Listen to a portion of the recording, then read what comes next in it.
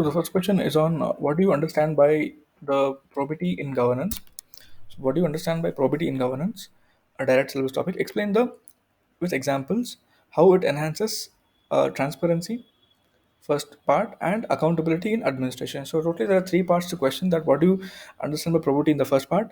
Explain with examples. Examples are mandatory. How it enhances transparency and also accountability in administration. So again, the structure is the same. Explain the term probity. Discuss the role of probity in enhancing transparency and accountability with examples as demanded by the question, and conclude it appropriately. So first, probity in governance is concerned with proprietary and character of various organs of the government as to whether these uphold the procedural uprightness, regardless of individuals managing the institutions. So when we talk about probity at governance, we are talking at institutional level of how there is proprietariness and character of various organizations of government, as to whether there is a certain procedures which are upheld, procedural uprightness, regardless whoever be the institution or the person who is manning this institution. So irrespective of the person who comes to that post, probity in governance is a larger thing which ensures that there should be procedural uprightness. It is proprietary and character of various organs of the government. So it involves adopting an ethical and transparent approach, allowing the process to withstand scrutiny. So this is how there is adopting ethical and transparent approach, allowing the process to withstand scrutiny. Right, when you become transparent, you are subject to scrutiny, and on the top of that, if there is accountability, then you're answerable. So for public servant is it is the quality of having strong. When we apply it with respect to public servant, it is the quality of having strong moral principles and strictly following them. So it includes principles such as honesty, integrity, uprightness, transparency, and incorruptibility. So all these principles, when we are going hand in hand when it comes to probity: honesty, integrity, uprightness, transparency, and incorruptibility. So these are the values which are envisaged to be present in the public servant.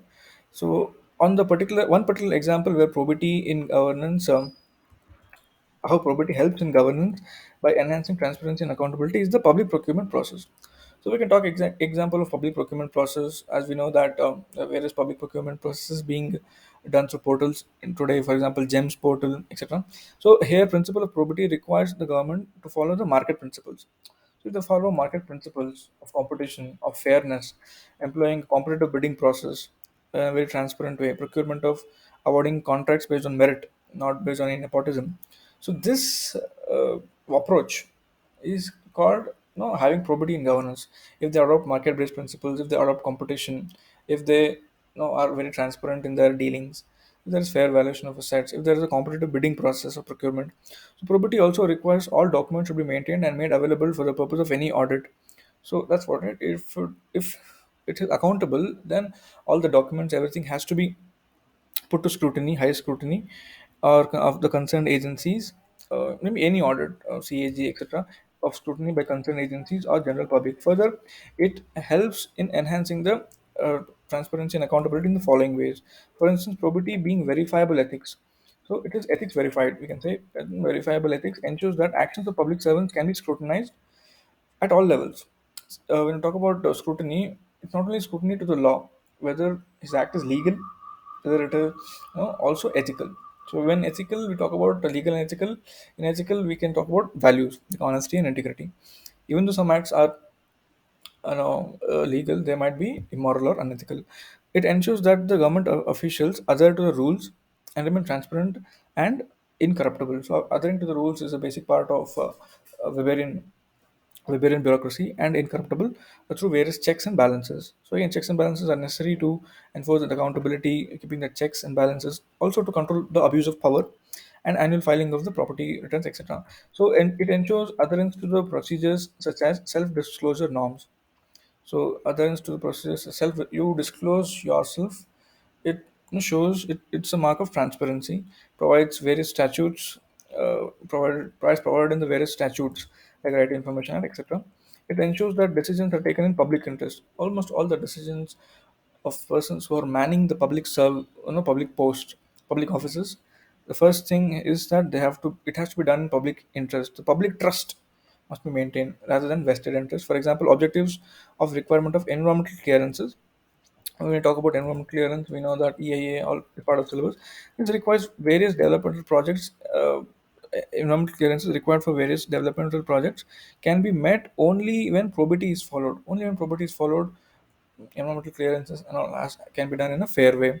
Probity upholds the faith of the, as we're talking about public trust, so probity upholds the faith of the public in government processes. So probity, it upholds the faith. This public trust is maintained. That social contract is a sanctity, that's no social contract which is so sanctum in the democracy is maintained. Uphold the faith of the public in the government process, who would further participate in ensuring transparency in the system by giving regular feedback. So once this is done, once the loop from the government is brought in, so people also contribute by giving their honest feedback, which is essential for policy making and demand accountability in the administration. So probity minimizes irregularities such as, once probity is brought in, once all these measures are brought in, so it minimizes corruption, because corruption itself is abuse of power, insensitivity, red tapeism, irresponsibility. So disregard the office of disregard to office of and law, which increases credibility. It increases credibility of the governance system in terms of being responsible. So this is about how probity increases the credibility, reduces the corruption. So strengthening probity in governance by effective implementation of, there are certain laws which are already present. So these laws contribute towards strengthening probity, such as the Right to Information Act, the Whistleblowers Act, the Benami Transaction Act, tax, the citizens charters.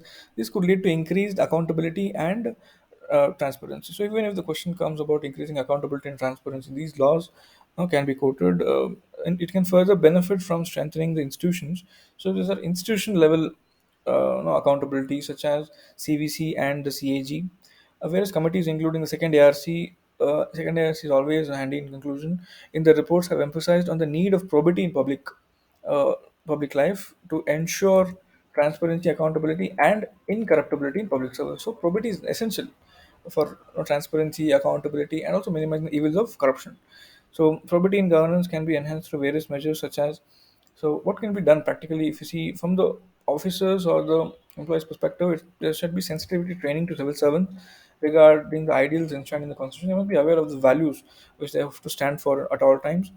And then we have to develop certain values such as honesty, integrity, commitment to public service through certain codes which are binding, as which are morally, I think, such as code of conduct and code of ethics.